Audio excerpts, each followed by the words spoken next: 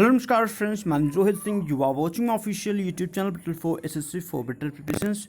UP BEd प्रवेश परीक्षा 2021 के लिए जीके का ऑल इंडिया मॉक टेस्ट आपका डेली होता है, जिसमें हम आपसे 10 क्वेश्चन करते हैं। आपको कम से कम 6 क्वेश्चन करेक्ट करना होता है। एग्जामिनेशन आपका 6 अगस्त को है, तो काफ़ी नज़दीक है। आइए इस टेस्ट को देते हैं। तो आपका पहला क्वेश्चन आपका ये है,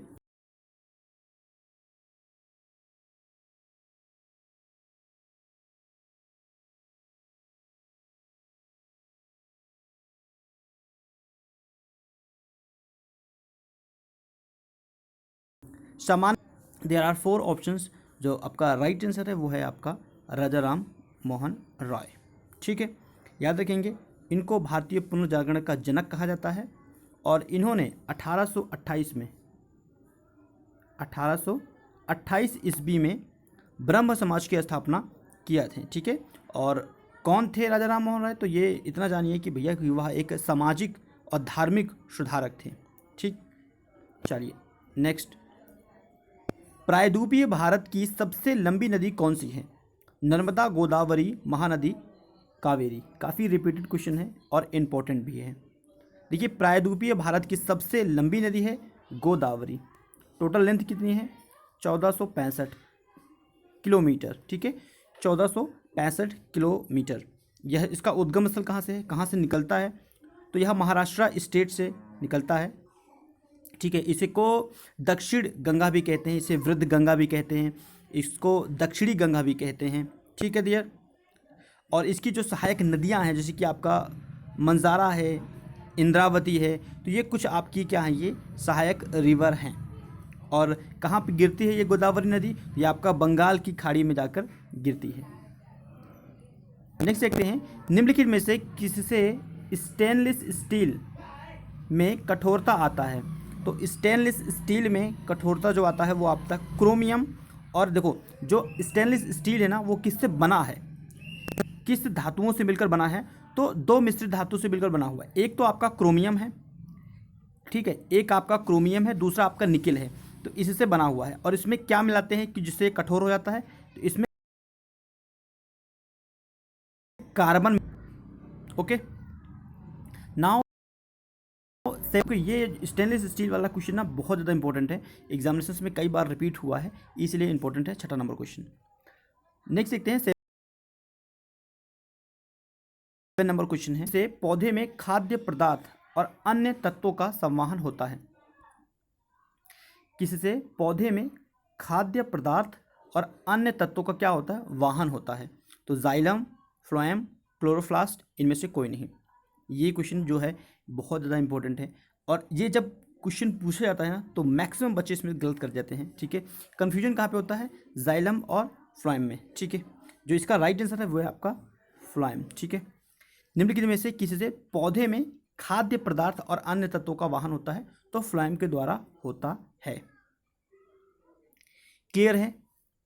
आई होप आप इसको नहीं भूलेंगे। ठीक है, मुख्य कार्य क्या है भाई? मुख्य कार्य है पत्तियों द्वारा जो बनाए गए भोजन है उसको पौधे के अन्य भागों में पहुंचाना। ठीक है, किसका काम है? फ्लोएम का। Option number B. नेक्स्ट देखते हैं, कितने भारतीय भाषाओं में सर्वोत्तम लेखन के लिए साहित्यिक अकेडमिक पुरस्कार दिया जाता है? साहित्यिक अकेडमिक पुरस्कार कितने भाषाओं में दिया जाता है? तो आप लोग याद रखिए कि 24 लैंग्वेज में, ठीक है, 24 भारतीय भाषाओं में सर्वोत्तम लेखन के लिए साहित्यिक एकेडमिक पुरस्कार दिया जाता है। देखिए, भारत की संविधान की 8वीं अनुसूची में शामिल 22 भाषाओं के अतिरिक्त, भैया आप लोग कहोगे भाई लैंग्वेज कितनी है टोटल? ऑफिशियल 22 है।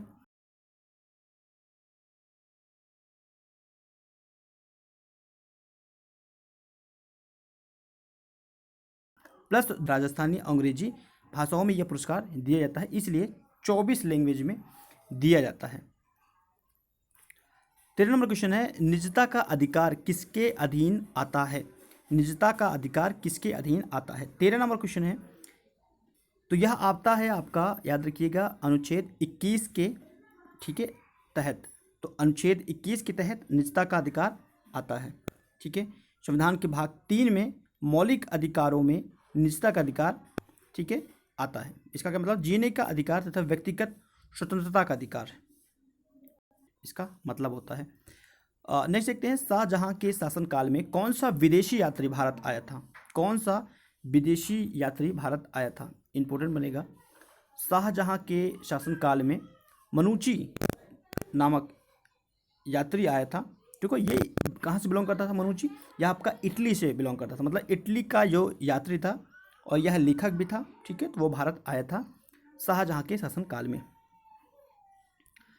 नेक्स्ट है, कौन से पुर्तगाल नेता ने ब्लू वाटर पॉलिसी, जो पॉलिसी आपने सुना है बहुत इंपॉर्टेंट है, ब्लू वाटर पॉलिसी की शुरुआत किया था? कौन से ऐसे पुर्तगाली नेता थे? तो Francisco de Almeida, Francisco de Almeida, option number A आप देख रहे हैं। तो फ्रांसिस्को डी अल्मीडा ने ब्लू वाटर पॉलिसी की शुरुआत किया था। इस पॉलिसी का उद्देश्य यह था कि सामुद्रिक साम्राज्य की स्थापना करना, क्लियर है, और विशेष तौर पर हिंद महासागर को नियंत्रित करना, इस पॉलिसी का मतलब था। डॉट्स, ये जो डॉट्स शब्द है ये कई बार पूछा गया है कि जो डॉट्स है नामक इलाज किस बीमारी के लिए किया जाता है? किस बीमारी के इलाज में किया जाता है? तो ये कहते हैं भैया क्षय रोग, इसको बोलते हैं टीबी, ठीक है। तो टीबी की बीमारी के लिए डॉट्स नामक जो इलाज है वो किया जाता है, क्लियर है।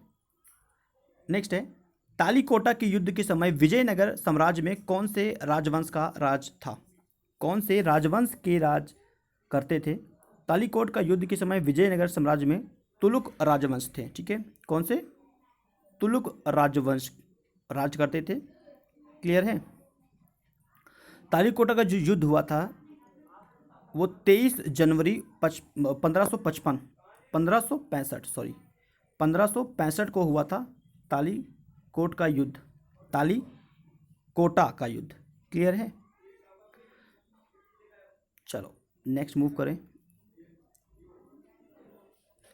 रेफ्रिजरेटर में सामान्यतः शीतलक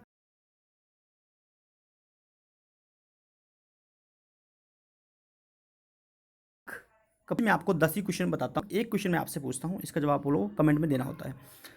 तो रेफ्रिजरेटर का जो प्रयोग होता है शीतलक के लिए अमोनिया का प्रयोग होता है, नाइट्रोजन का, फ्रेऑन का या ऑक्सीजन का प्रयोग किया जाता है। देखो पहले रेफ्रिजरेटर में पहले शीतलक के लिए प्रयोग किया जाता था आपका कौन सा? CFC का प्रयोग होता था, ठीक है, जो कि हानिकारक था, ठीक है। पहले CFC का प्रयोग करते थे जो कि हानिकारक था, उसके बाद इसको चेंज कर दिया गया और अब यूज होता है। तो वही बताना है कौन सा यूज होता है। चलो मैं ही बताता हूँ, फ्रेऑन का यूज होता है। चलो ठीक है, ओके। तो आउट ऑफ 10 में 11 नंबर तो क्वेश्चन में बता दिया। आउट ऑफ 10 में आपने कितना गेन किया मार्क्स वो बताएंगे। चैनल को सब्सक्राइब कर सकते हैं, लाइक कर सकते हैं इस वीडियो को और शेयर कर सकते हैं अपने मित्रों के साथ। Thank you for watching this video. Next video फिर से मिलते हैं, तब तक के लिए धन्यवाद फ्रेंड्स।